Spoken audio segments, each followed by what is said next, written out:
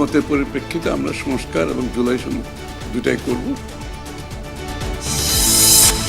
যৌথ ঘোষণার মধ্য দিয়ে কেটে গেছে সব অনিশ্চয়তা, মন্তব্য বিএনপি মহাসচিবের। একটি দলকে খুশি করতে এগিয়ে আনা হচ্ছে নির্বাচন, অভিযোগ এনসিপির।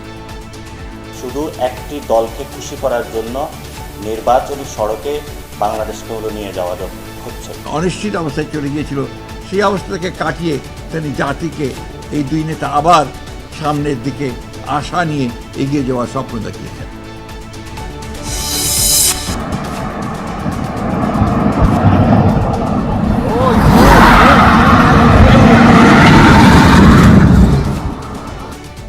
ইরানে ইসরায়েলের ভয়াবহ হামলায় আইআরজিসি ও সেনাপ্রধান সহ 6 পরমাণু বিজ্ঞানী নিহত। তেহরানের পাল্টা ড্রোন হামলা।